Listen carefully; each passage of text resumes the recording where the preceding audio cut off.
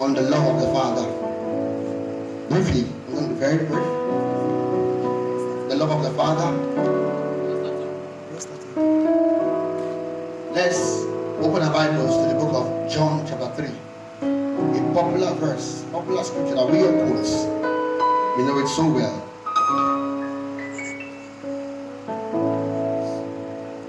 You know, it is because of the love of the Father that is why we are not consumed.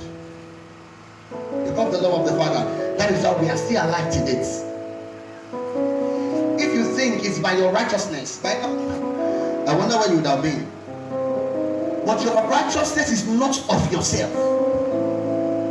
It is of Christ. The day you believe and accept Jesus as your Lord and personal Savior, His gift of righteousness is upon you.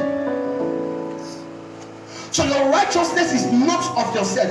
If it were by yourself, of course by now many of us know what would have been. So I wonder when people say that I'm so righteous, they say that they try to be righteous. You can't try to be righteous on your own. If you try to be righteous, I'm telling you, you're going to miss it. You are going to miss it. You can't try to be righteous by yourself because your righteousness is of the Father. I tell people of the righteousness of God in Christ Jesus. The day you accepted Jesus, His righteousness covered you, not your righteousness. So that's why you see Christians struggling, trying to do all sort of things to keep themselves. Some say that when I put earrings, that means I'm a sinner, I'm no more righteous. Since when did God use that as a criterion for righteousness? God never used that as a criterion for your righteousness.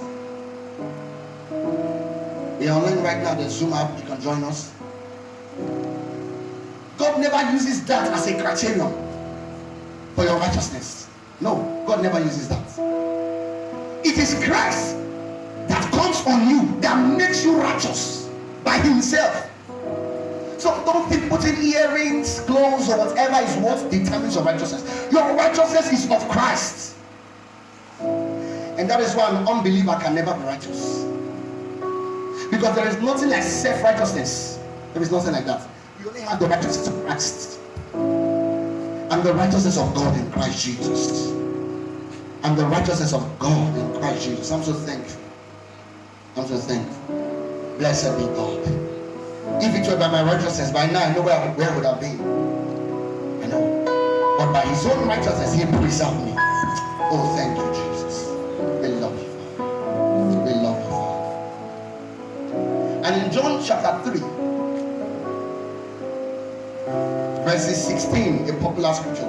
But I would like you to look at it from the scriptures. Don't just quote it from here. You know, many a times when you say John 3:16, you say John 3:16, for God so loved the world that He gave His only begotten Son, that whoever believes in Him should not perish but have eternal life. John 3:16, for God so loved the world that He gave His only begotten Son, that whoever believes in Him should not perish but have everlasting life.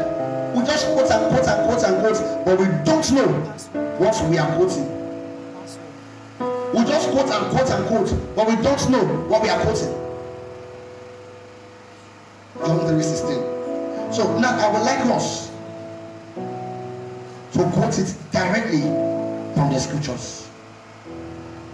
I would like us to quote it directly from the scriptures. Hallelujah. It says, for God so loved the world. For God so loved the world that He gave His only begotten Son, that whosoever believeth in Him should not perish but have everlasting life. For God so loved the world that He gave His only begotten Son, that whosoever believeth. Now, you know, at times the King James Version can be so serious that we don't get to understand. For God so loved the world that He gave His only begotten Son, that whosoever believeth in Him should not perish but have everlasting life. Let's check it from the message translation. John 3 verse 16. The message says, now listen, this is how much God loved the world. He gave his son. Now he's explaining how much God loved the world. He gave his son. He gave his son, his one and only son. And this is why. So that no one needs to be destroyed, but believing in him, anyone can have the whole and everlasting life.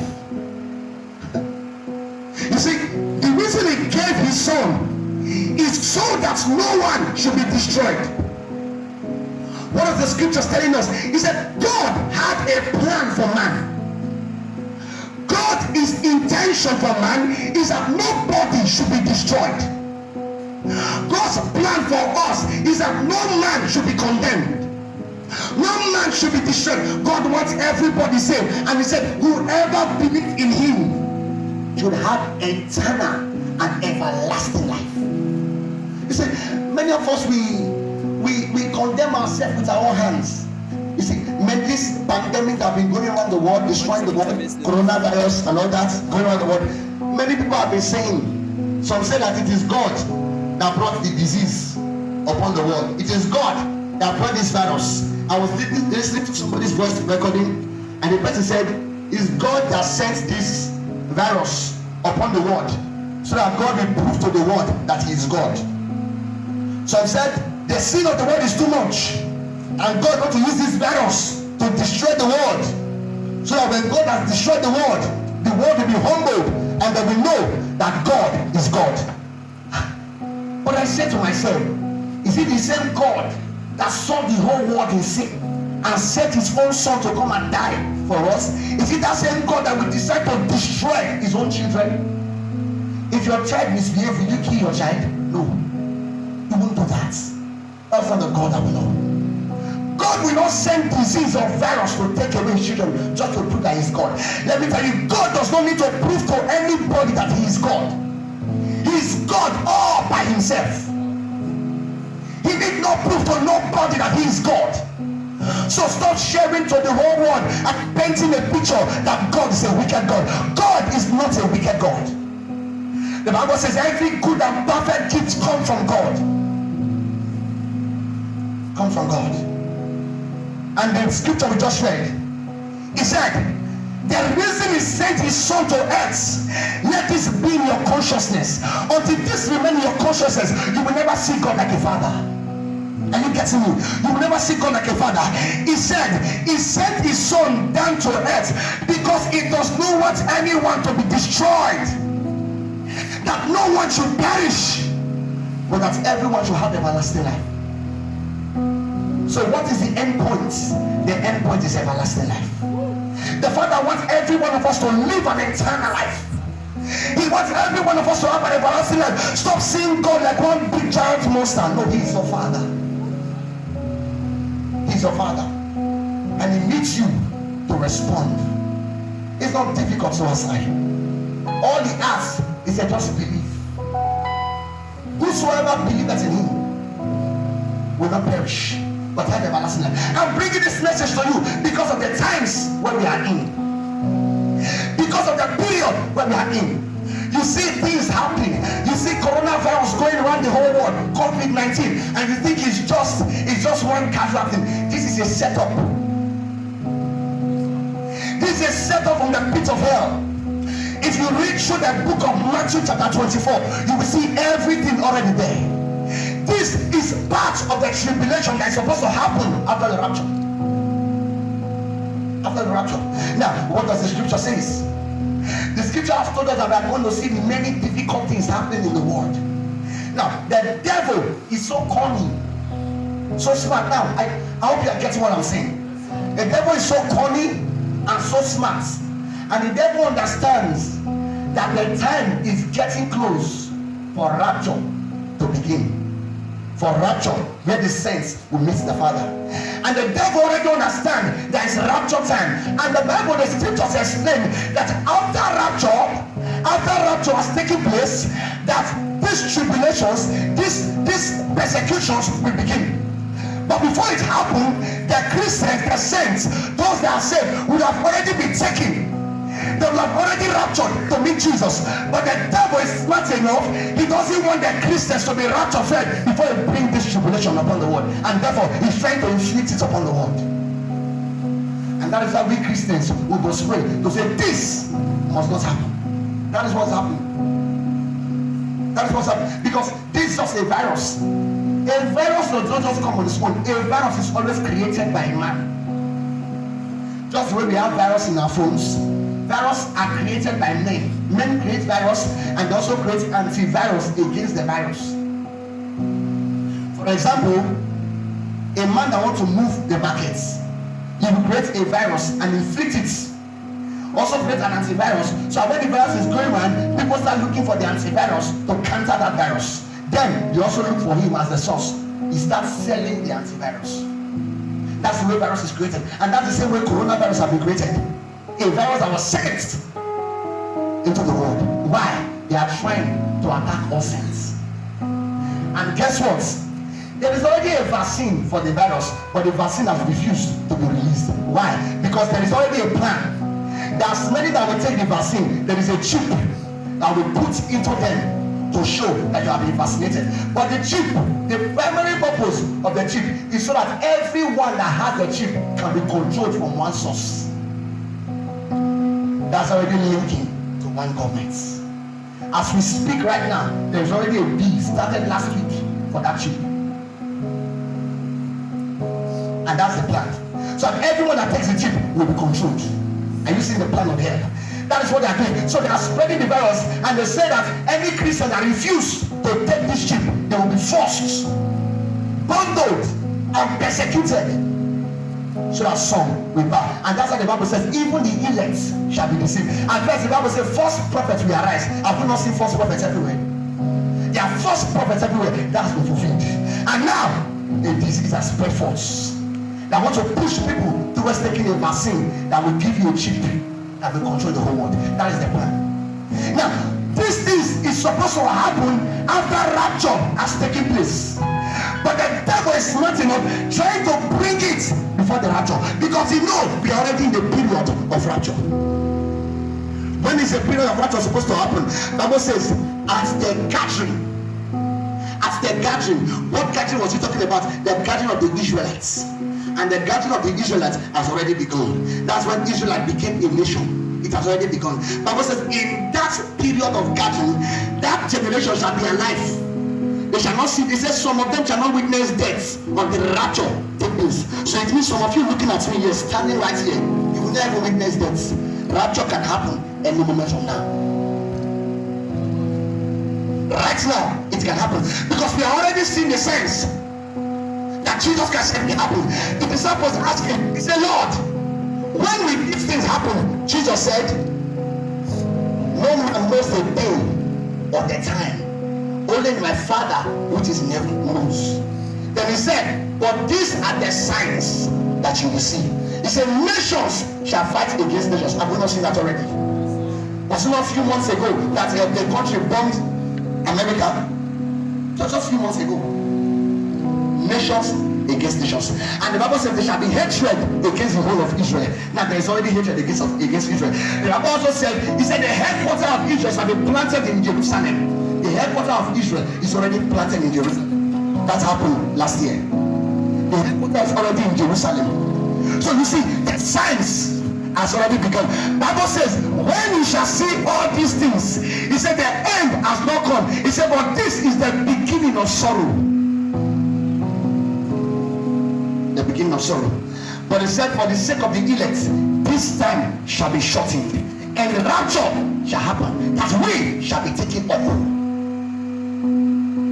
And that's going to be the first flights. But those that miss the first flight, they are the ones that are supposed to go through these tribulations. There's going to be much trouble upon the earth. And I've said to myself, I said, Lord, I'll be among of those that will partake of the first flights. I want you to make up your mind and tell yourself, because right now, so I'm looking at me right here. Right now, as we are standing, the rapture can happen now. So what you are seeing, don't think that it's for play. Don't think that it's for joke. People are sitting down in the hands of affairs, inflicting virus into the world. Just for the end point is for everybody to bow to one government. That's the end point. But thank God for those of us that are saints of the Lord. Thank God for those of us that are saved. You saw the Bible reading that Pastor Samson read. He said, in the twinkling of an eye, we shall be taken. In the blinking of an eye, that means once rapture happen now, we will be taken. So everyone must be prepared. Now is the best time that you can do evangelism. Now is the best time to win souls for Christ. Now is the best period, because when rapture happens now, when you meet your father, what are you going to say to him? He will begin to ask you, my son, what have you done? How committed were you to the work of their kingdom? What have you done in my kingdom? This is the best time. There are some of you here right now looking at me. Your friends are not saved. You are happy that you are going to make heaven at the first night. But let me ask you, are you going to leave your father or your mother to suffer the tribulation? Do you know the suffering that is going to take place? The Bible made us understand. He said, when they finally give you that mark, before that mark, what they will say is that there is a great virus going on in the whole world. And for you to be saved of that virus, for them to give you the vaccine, they have to give you that chip. That chip is the mark of man, which you also know a mark of the beast. I just told you that last week Bill Gates has already entered into creating of the chip. It's online. Don't go and check it online. You can check it online. And they are planning to restrict human rights in the world. That the government will control human rights. That's what they're planning to do now. But we that are Christians that are saints, we shall be raptured at first. At the first fight, the rapture that is going to happen is not Jesus coming to earth. Because many people think that the first rapture is Jesus coming to earth. No, it's not Jesus coming to earth. It is we going to meet Jesus. We are the saints that will be taken. What? We will go and meet their Father just the way he went to heaven. That's how we are going to meet him. We are going to gather with him in heaven. It is the second coming of the Master after the great tribulation that will happen for 7 years. That is why we are going to come back with him. But child of God, I don't want to miss the first lights. I can't miss the first lights. And I'm not just going, I'm taking along my friends. I'm taking along my family, my brothers, my sisters, my cousins, everyone. So there's some of you here looking at me, your brother is not saved. Your father is not saved, your mother is not saved. Your uncles, your aunties, there's some of you, your friends that work with you, your colleagues, they are not saved. Are you going to go and leave them here on earth?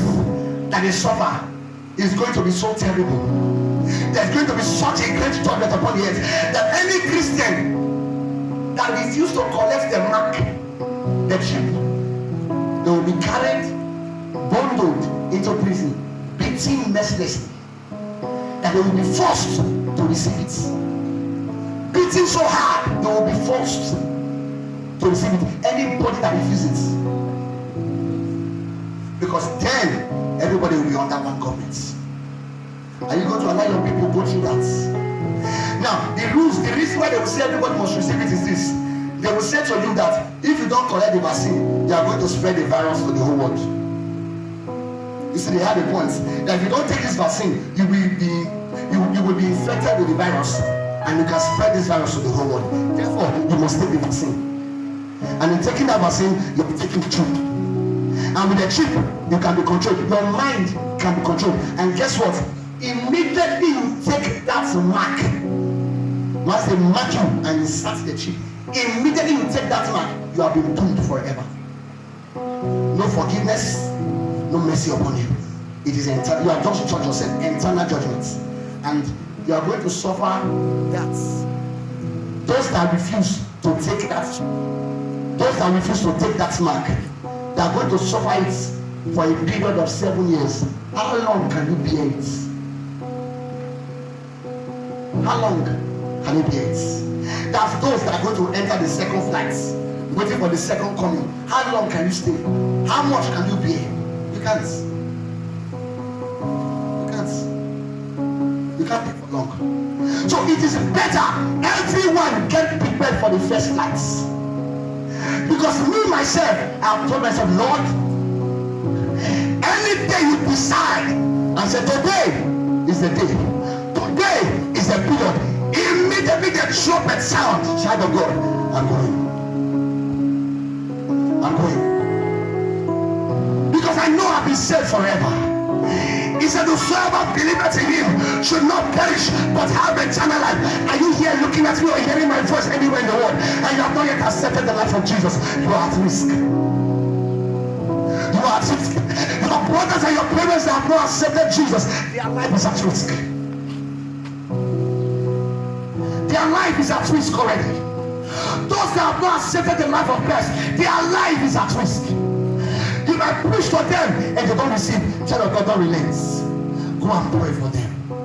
In your knees, by your knees, intercede for your dad. Intercede for your mom. You don't want to be in heaven and be looking at them going through suffering. You don't want to be in heaven and be seeing the suffering they're going through. Child of God is going to be so terrible. And Daniel gave a prophecy that 7 years this will happen. He said the first 3.5 years the government will come. When the government comes, people will love him.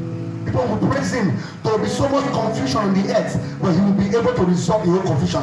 But after the first 3.5 years, the next 3.5 years, the Bible said the great dragon will appear like a tyrant upon the world. And this is about to begin. When I began to calculate the years that is left for rapture to take place, because according to the Bible explanation, he said from the gathering of the saints, that's the gathering of Israel, this generation shall not see death, and the generation is 100 years. Israel started a gathering, they became a nation, I think on 1948.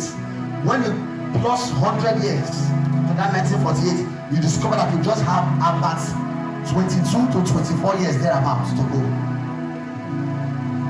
So between now and that period of 22 to 24 years, anything can happen. You see, the time is short. Jesus gave us sense because he loved us. He gave us calculations how to prepare because he loved us. And he said, these are the signs. He said, but the very day, the very time, the very hour, he said, me myself, I don't know. He said, the Father. So it can happen that as I am with this mic preaching, Bible said, two shall be walking in the field. In the farm where they are getting, one shall be taken. A woman shall be nursing the baby and the baby taken. Two people can be in the kitchen, they are cooking, before you know, one taken. It shall be like that. And everywhere, somebody can be driving his car on the street, before you know, he's taken. Because you don't know the very time. You don't know. All you need to do, prepare for the first flights. You can't afford to miss that first flight. I'm already a candidate on the first flight. I don't know about you, but I'm a candidate. I can't miss the first flight, no God. I can't miss it. I can't go through that tribulation. I can't. For Jesus said, he said, in the twinkling of an eye. 1 Corinthians chapter 15 from verse 50 to 54. In the twinkling of an eye, that's it.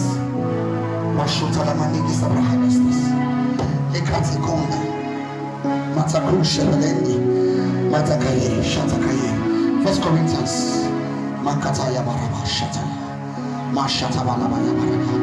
oh precious Jesus, oh precious Jesus, oh precious Jesus, oh precious Jesus.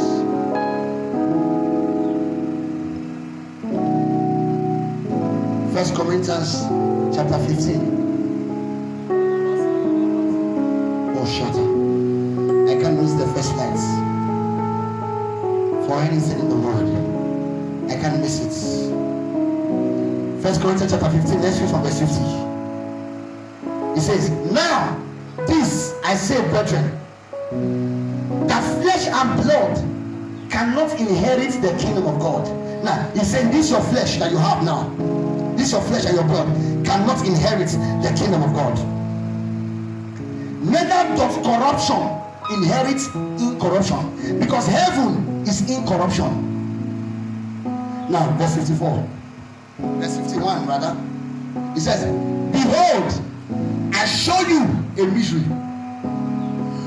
We shall not all sleep. That's death. It's talking about this generation now. We shall not all sleep, but we shall all be changed. Verse 52.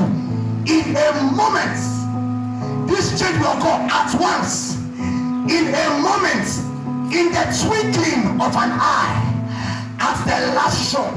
That's at the last trumpet. In a moment, in the twinkling of an eye, at the last trump, for the trumpet shall sound, and the dead shall be raised incorruptible, and we shall be changed. It's about this incorruptible must put on incorruption, for this corruptible must put on incorruption, and this mortal must put on immortality. So when this corruptible shall have put on incorruption, and this mortal shall have put on immortality, then shall be brought to pass the same that is written, death is swallowed up in victory. In the twinkling of an eye. What's the twinkling of an eye? Just the way you close it and you open it. In a moment, you shall be changed. You shall be transformed. This incorruptible body shall put on, this corrupt body shall put on incorruption. Now the question is, are you ready? Are you ready for the first flight? Are you ready for that first flight? Because me, I know I'm ready to sail with the master. I know I'm ready to sail with the master. But the big question is not about going with the first flight. The big question is, when you get there, what are you going to show to the master? Because he will ask you, I sent you to earth.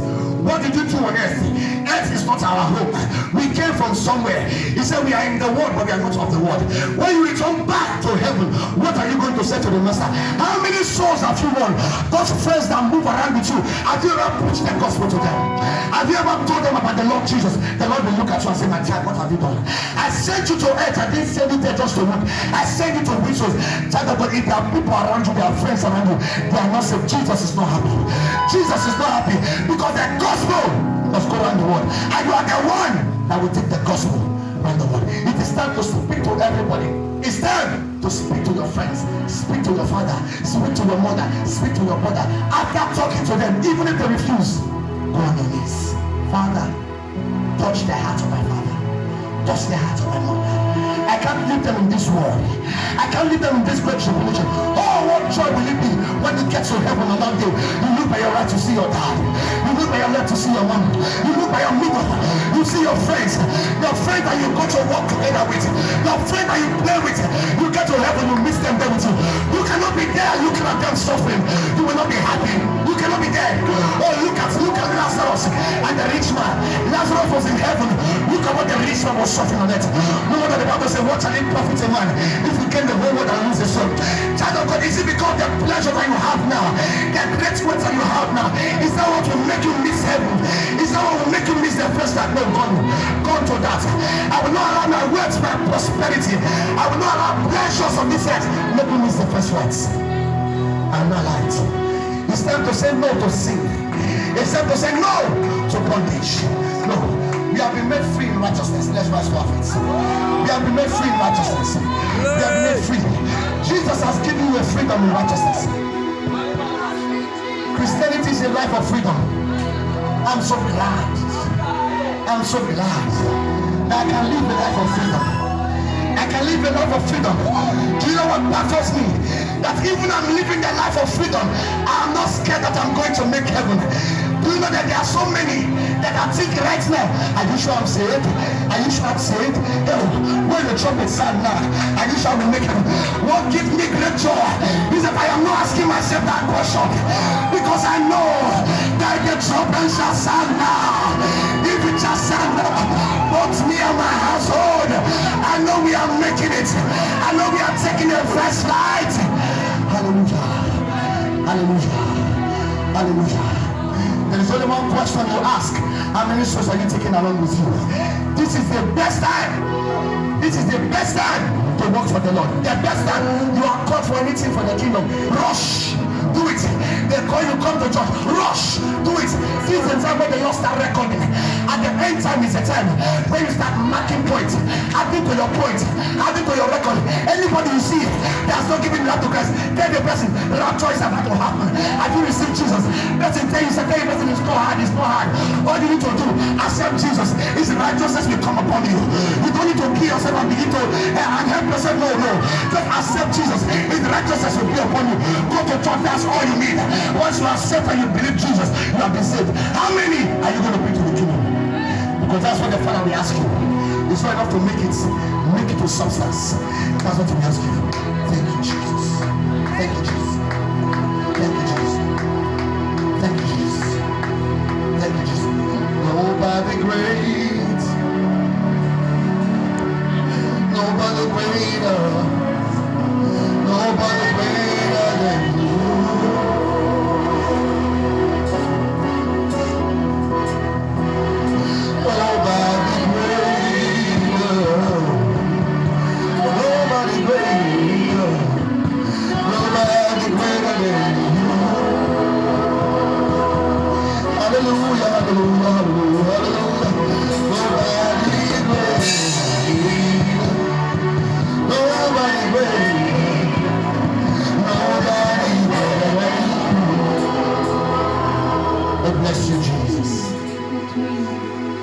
Just say thank you because I know I'm saved.